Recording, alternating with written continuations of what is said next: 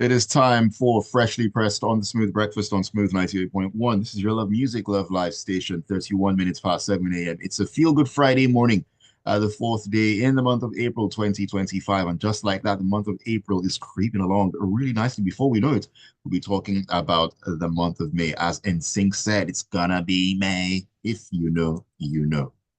Exactly. My name is Ayo Kikireko, and it's great to have you join us on another interactive session of taking a look at the stories, analysis, and your thoughts, your messages, your contributions. They mean the world to us, and we look forward to hearing your perspective. So send those messages in on WhatsApp on 0809 444 0981. 0809 That is the WhatsApp number. We're also on YouTube. We're streaming live at Smooth 981 FM Lagos. Smooth 981 FM Lagos. You should always join us right there for all the behind the scenes. You can drop your comments as well in the chat box. We'll do our best to take them as we get along. Joining me this morning to take a look at the stories, AB Bozimo is in. Joseph Obari will be in about a second. Good morning to you, AB. Great to have you on the show. Good morning, Ayo. Good morning to all of the wonderful listeners out there. And I presume a good morning is reserved for Mr. Joseph.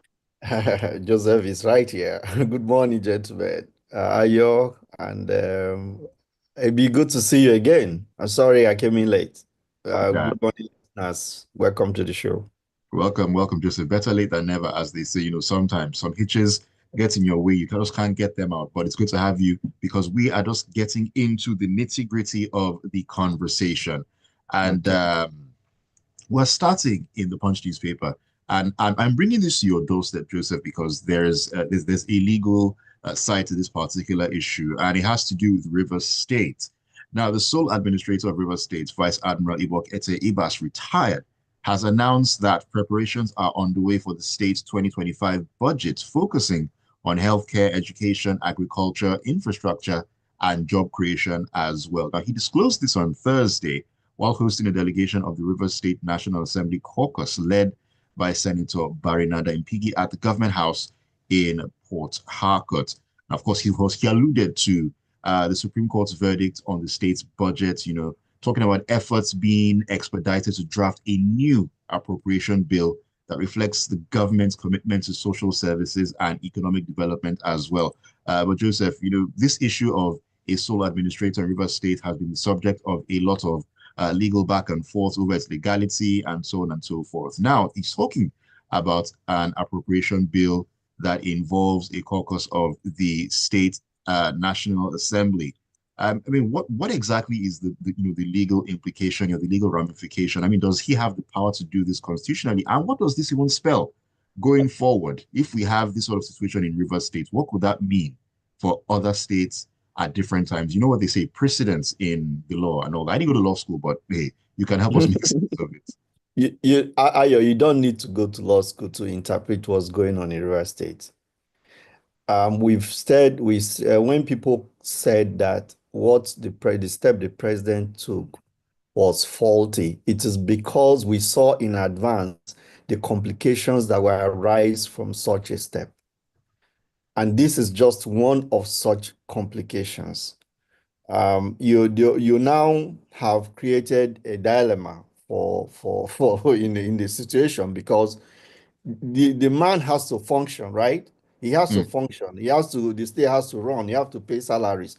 On what basis are you going to spend the money? There has to be a budget.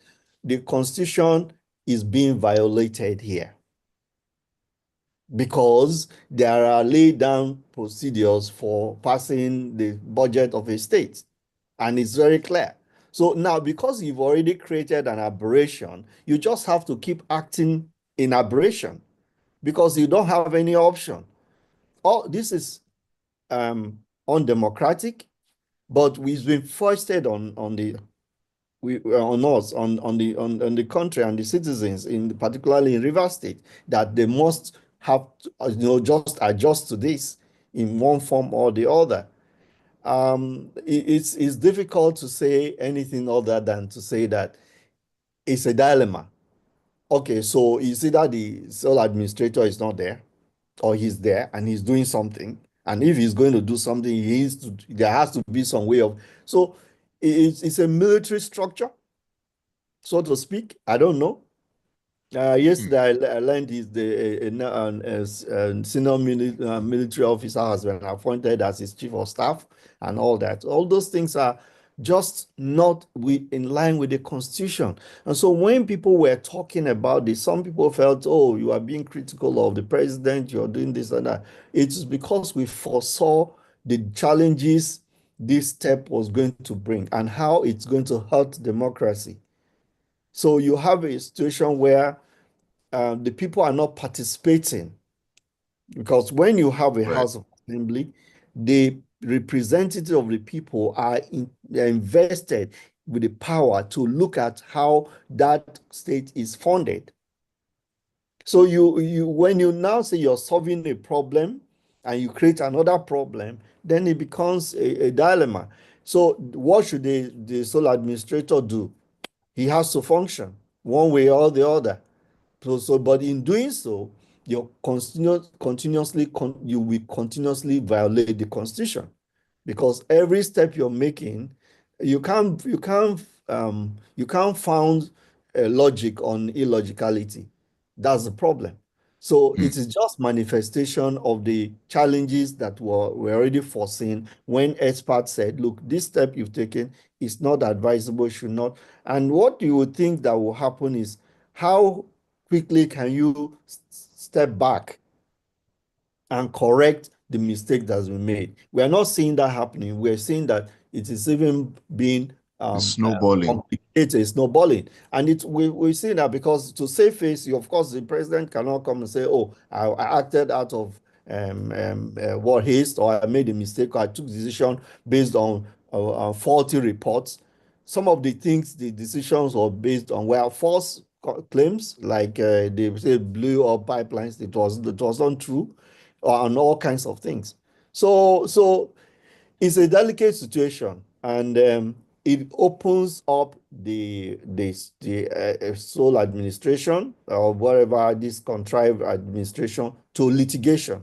Because if somebody really gets up, and a citizen of Rivers State gets up, they can challenge that process in court Mm. and Okay, say Joseph. you cannot you cannot execute this budget because it's illegal. Mm. So basically, Joseph, in a nutshell, looking at the arrangements in Rivers State right now, is it safe to say that the sole administrator, since he's not bound by any of the what we should call democratic processes, can do and undo more or less within the state? Is He that the cannot, case in a because nutshell? Nigeria is a constitutional democracy, or we say ostensibly we're a constitutional democracy. And that is why any citizen who is aggrieved or feels that this is not right can challenge it in court. They can even ask an injunction to prevent you. And so you're opening up yourself for litigation. It's just that our people are not like that. Our people are not litigious. They don't take actions like that. So it's possible that people may just talk about it and let it go. But I'm just saying that you're opening up. When you do something that is against the Constitution in a democracy, you're opening up yourself for litigation. All And right. that's the All right. possibility that could be there. Or unless some people just want to say, okay, it is happen, we want peace and so on. For me, I think that people should work towards how they can get this phase passed, and that their sole administrator acts in such a way that he's neutral of the parties that are in this dispute. All His right. actions should be so very clear and neutral and transparent that any side of the divide will always feel that he has acted right. That would be, All if right. I'm in a position to advise him, that's what I would say. I would say, act in such a way that you are independent of any influence, and that your actions doesn't seem to portray that you're leaning on one side. And the end All of the right. day, just execute this duty and then move on. Because it's I mean, it's a situation where we are just put in a tight corner All right. by the action of the president. All right. Thank you for sharing those thoughts and perspective, Joseph. AB, I know you have a word or two to chip in on this matter. Just to say that the sole administrator made reference to the Supreme Court judgment. And if you take the words of the Supreme Court judgment, it said the governor should present the budget to the House of Assembly. So I really do not see where he is basing his decision to make a new budget on. It is not contained in the Supreme Court judgment. That's all I'm trying to say. If you want to make reference to that, you cannot say you're making a new budget. But, you know, as Joseph has eloquently expressed some of the other controversies. All right, AB. Let's keep the ball rolling and head into the vanguard. We're going to talk about matters concerning electricity. Now, the story says that Lagos residents collectively spend over 13 trillion naira monthly on electricity consumption, according to the Lagos State Commissioner for Energy and Mineral Resources, Mr. Abiodun Ogunleye. Speaking at a press conference in Alausa in Ikeja on Thursday, Ogunleye also revealed that the state government plans to install 22,000 solar-powered streetlights across highways as part of its sustainable energy solutions. Now, responding to questions about electricity consumption costs, the commissioner described the 13 trillion naira monthly expenditure both by the state government and residents as a huge sum amid epileptic power supply. And I'm actually glad that was brought up because 13 trillion naira monthly, where the power is epileptic, it's ridiculous, really. Those are very, very scary sounding numbers. The total going by this is 156 trillion naira per annum. Even with the reduction in the, potency of the Nigerian currency, that is a lot of money. For us not to be able to point at one place, 10 places in Lagos, the economic nerve center of Nigeria, that can see and rely on power. So it now suggests to me that it's not all or only about bills not being paid or bills, it's about management and, I dare say, sabotage. Why on earth, what other part of the country, the world, gets 156 trillion naira every 12 months and still cannot give us any guarantees? There is incompetence, there is sabotage, and there is poor management. That said, they say even part of the challenge is keeping street lights on. One of the characteristics you find of any modern city or mega city as Lagos is that if you're coming in at night on a flight, you can see the city from afar and you can tell that that is where that is because it should be lit up like a jewel. That is often not the case in Lagos.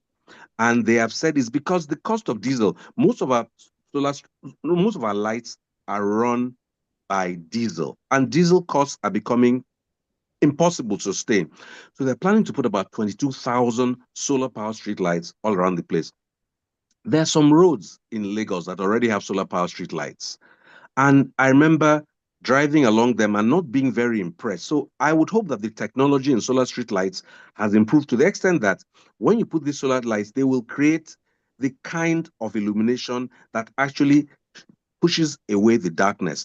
I'm not imagining that they might be as bright as those, regular powered street lights, but let's make sure that when you put these things in place, you light up the roads. When you light up the roads, you actually improve security in Lagos.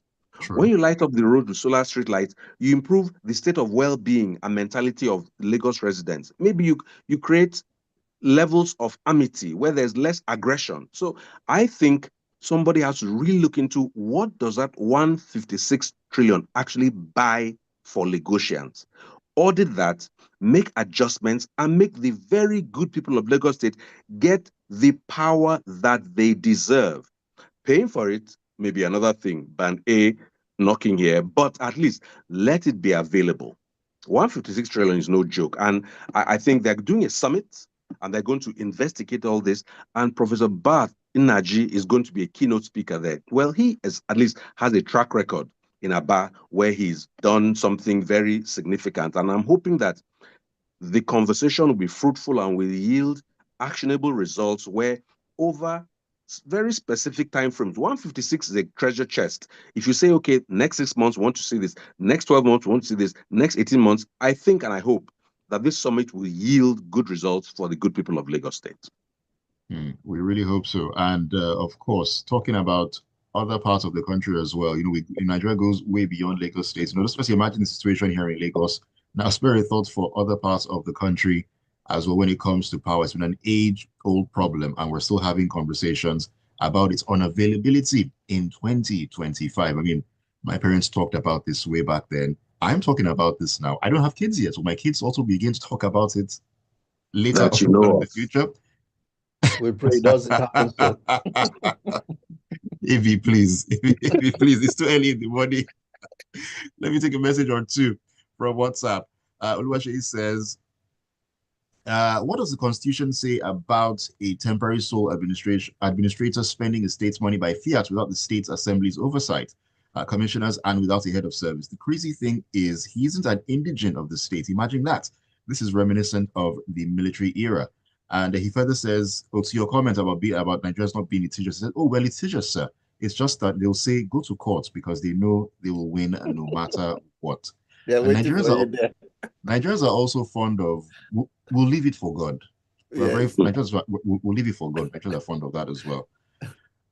This is Rexy says, quick question: was the Constitution not violated throughout last year when an autocratic governor sidelined 27 representatives?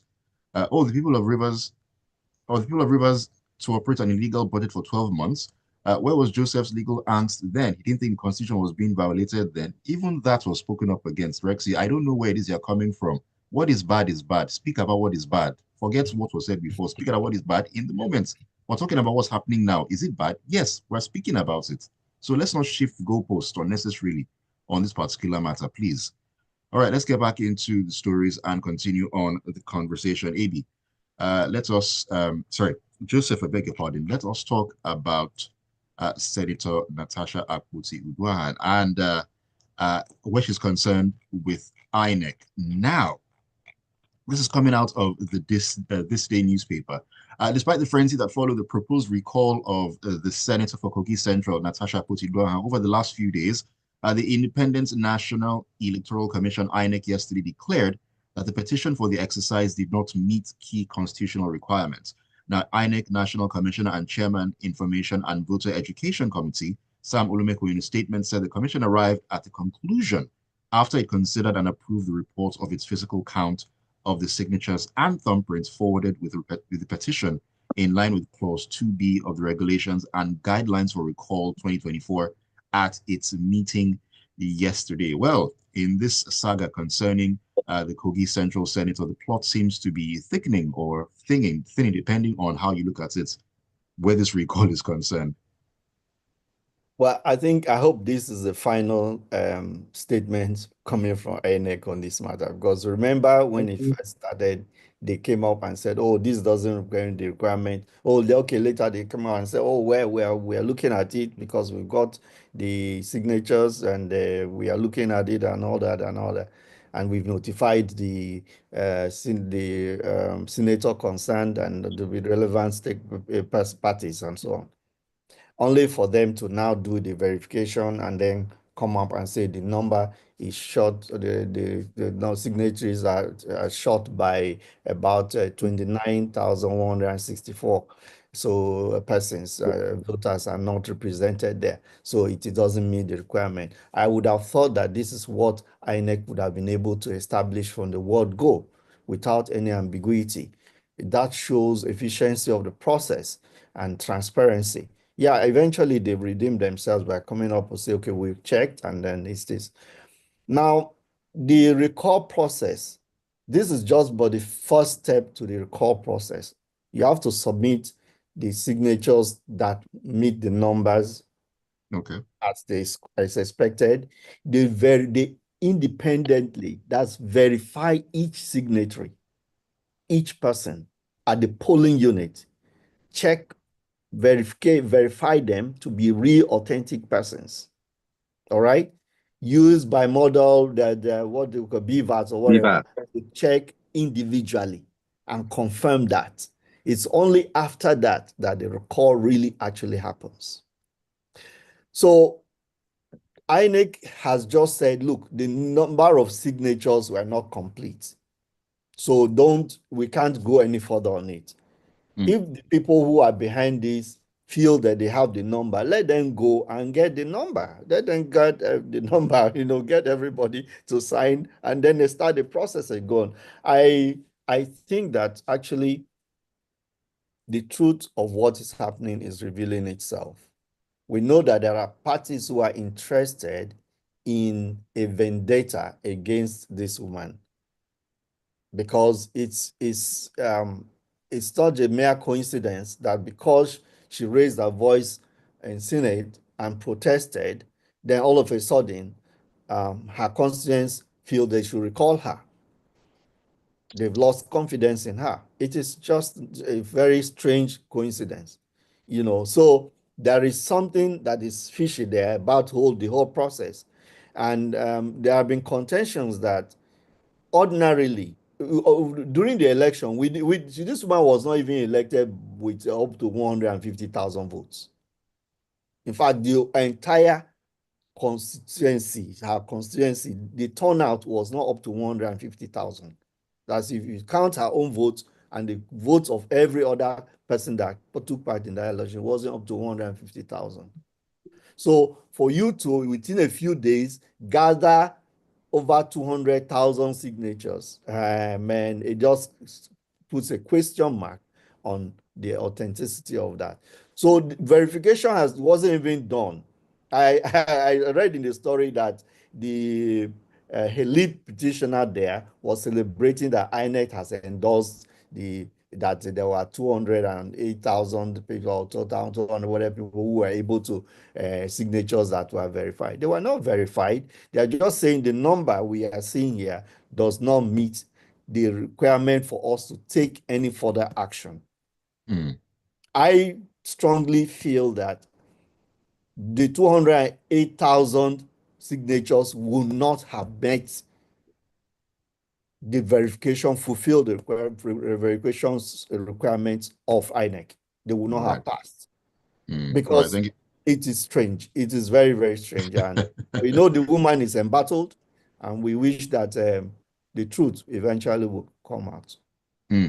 Indeed. I mean, all those signatures and everything. And if you remember the reception she had a couple of days ago in Kogi State, the number of people who turned out as well. He does begin to wonder. Yes, he does begin to wonder. I mean, all that support and then people who are, signing for her recall. Anyways, AB, please. What's so unfortunate is that we're having all these newspaper column inches about the Senate, and not a piece of that conversation seems to be about advancing the cause of anybody, any ordinary person. Oh, recall, no recall, reception, no reception. How are ordinary Kogi people faring today? When they woke up this morning, was the recall on their mind? Even the so-called 43%, was that, oh my God, if I don't wake up and recall Senator Natasha, I won't be able to eat today? It's preposterous, unfortunate, and distraction, a complete distraction. Peter from Festac says, see, my submission on the River Saga. So this is how we will sit and allow the government's unconstitutional actions to continue. What are the justices doing? So they all just went to school for this. There was a country indeed. Laddie says, is the point on 13 trillion naira exclusively fees paid to power companies or a collection of different expenses on generating power, including payment to utility companies, personal generators, amongst other power generation sources? The real issue is the fragmented and wasteful generation of power that can be better aggregated into modular, sustainable power generation that people can pay for and eliminates the fragmented approach to power. It doesn't seem like we're ready to change the approach. Ajay Olonilua says, the huge sum being spent by residents of Lagos State on electricity consumption amidst constant power outage is a reflection of the fraudulent estimated billings and the illegal Band 8 tariff imposed on the citizens by the discos in collaboration with the federal government. God help us. If I tell you stories about the estimated billing that someone just had to deal with, let's not even get into that right now. It just disgusted me when I heard that story, but hey, this is Nigeria. That is what we have to deal with. Okay, let's get back into the groove here. And AB, yes. I'm coming to you with this one. So let's talk about oil, the petroleum sector. Heading into the punch, the Petroleum Products Retail Outlets Owners Association of Nigeria, that's Petroan. Now, they say that some local refineries are importing substandard crude into Nigeria to cut costs.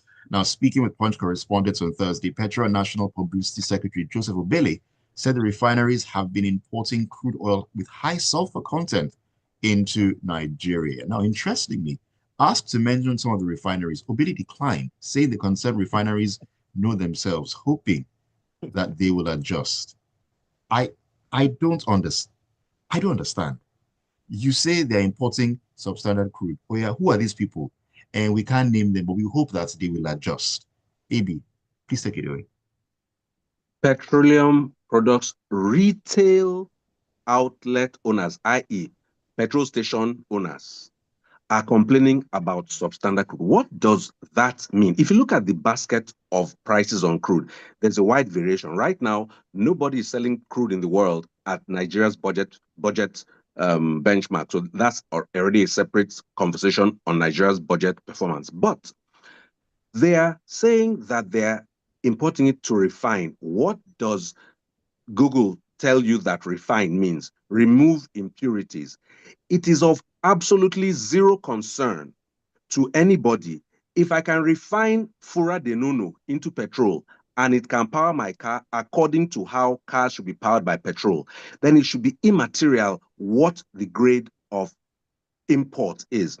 You see, refining is exactly that, removing this high sulfur content from the raw product. Most human beings, most Nigerians, except for the very few crude oil thieves who are, of course, never part of the um, smooth FM audience, will never see, touch, or smell crude oil. We get the refined product at the fuel station. So I'm wondering where this Petron person who has no gumption, no guts to name the so-called importers are getting their facts and why they are unable to substantiate their allegations. If somebody can import fuel that is $40 a barrel and can make sure that the output meets with Nigeria's expected petroleum quality, it shouldn't concern you. Go to your petrol station and sell. That is your work. So I just see this story as a non-story. You are talking about, oh, some people are importing. You, as part of Petron, have no basis for dealing with the raw product. Your concern is the finished product. So it's now raising this unnecessary alarm that I don't know, unless you are saying that when refined, the product is not quality, then talk about the final product. And yes, let us have tests upon tests upon tests. I didn't hear his voice when somebody imported, let me call it butter, and it destroyed many people's cars. Nobody talked that time. That was when the late great Mele Kyari was in office. Neither the Mele Kyari talked. Maybe that's part of why they sent him out. They finally listened to me. I wonder why he had a job for so long. But that's a different story. Tinubu is not listening to me. He's in France. Au revoir to Tinubu. Now, here's the issue. These people should focus on what they do. Their work is to sell, to make sure that their petrol stations are properly set up. They should make sure that they have stores where they're there. They should make sure they have functioning toilets. They should make sure they are safe. When people come in, they can buy and go. That's all. Telling me about substandard crude. Substandard crude means nothing. What we need to concentrate on is the quality of the refined product. So my take is this. It is petroleum politics, petropolitics. Obviously. Some individuals who are behind the importation of refined petroleum products are not happy that there are refineries or a refinery here that has the capacity to supply the market. With the end of the crude for Naira arrangement, they anticipate, they are anxious that this same refinery is, and actually is Dangote that is the target of this criticism. I couldn't have guessed. Wow. It's Dangote. So they don't want to say it, but it's Dangote. But you cannot refine a high sulfur content crude oil if your refinery does not meet the capacity to do so. If you buy, so the refinery must have been built to be able to handle all categories of crude before you can. If you own a refinery that is not configured to manage a high sulfur content, you destroy your system. So it's just like Ibis said, it makes no sense, except that it is just politics that is at play to give a dog a bad name in order to hang it. So this is a situation where we have a local refiner that was meeting the need of the market, that the impact was so strong that prices dropped. Some people who are importing were forced to also drop their prices.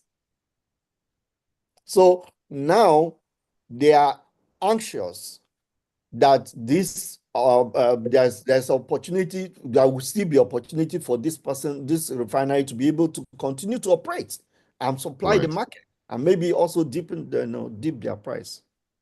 All right, thank you, Joseph and Ibi. Let me take your messages. Cisco Delgado says, I can say categorically that solar power systems can take care of Nigeria's power need up to 80%. The problem is that our leaders are not even thinking in that direction. They want to Steve, ban solar panels now. Did I not hear that, or is that just an allegation? They are planning for that eventuality when they begin, to manufacture here. So they're really thinking about No, how I they're heard that going they to want get it they phased want out. to ban it to encourage production instead of encouraging production before banning. Of course, cart before the horse, standard. Stevie Kelo in Maryland says the back and forth from Lagos State Government and the Minister of Works on the independent bridge is appalling. In Senna climbs, well, we didn't actually talk about that, but I get your point. Kudos to INEC for once standing by the side of truth over the Natasha saga. Shame on all these political enemies who want her recall. Who was talking to us here? Excuse me. Ibrahim Zakari says, men lie, women lie, but figures don't lie. Another government magic. If you know, you know. I don't know, Ibrahim. You can let me know. Oluwaseyi says, that recall process was a sham and everyone knows it. How were those signatures verified that one person didn't thumbprint thousands and that the signatures were authentic? I may be wrong, but aren't the thumbprints and the addresses of the person signing the recall ballot supposed to tally with their voter's card? How exactly was this verified? It wasn't even verified. That's the point we're making. Yes, it was not yet verified. They didn't even go to that stage. The threshold was not met, so INEC didn't bother starting verification. Gilbert Musa in Festac says, on the electricity challenge in Nigeria, in my thinking, I see lack of sincerity on the part of major players in the sector. Despite the 25 billion naira invested in transmission lines and substations in 2004, we are currently generating less than 6,000 megawatts till date. Man, the amount that some university hostels generate abroad. Rexy says that petrol body should return their certificate back to CAC. Apart from not making sense, shouldn't they be the ones gatekeeping in the downstream sector? Why not boycott those refineries and protect us from the bad crude in question? Chike Nakute says, the Senate and its leadership have now turned lawmaking into a circus show, and I hope INEC and its leadership don't follow suit. Procurement over 200,000 recallers and signatures is a joke taking, I guess, too far is what you mean. If anyone deserves a recall, it should be the Enugu lawmaker who acted uncouth. Shut up is a strong word, but it doesn't require his irresponsible response. The world is laughing at us, and I blame mostly the judiciary with their funny judgments, always on procurement. All right, we need to call it a morning. Thank you all so much. Apologies if I couldn't get to your message, but thank you for sending them in all. Nonetheless, thank you, AB and Joseph, for joining me on a Friday morning. Thank you, Ayo. Thanks. Thank you, Joseph, and thank you to all of the wonderful listeners out there. Go ahead, have a fabulous, restful Friday for those of you who were stuck in that marvelous traffic the other day. Thanks, everybody. You're good to be here again. And listeners, we wish you all the best. Stay safe. Thank you. All right. Thank you so much. And do have yourself a great weekend. All right. Keep it tuned to Smooth 98.1. We'll get into the world of sports in the locker room at 8:15. Tegas will be live for that one. It's going to be a great time as always.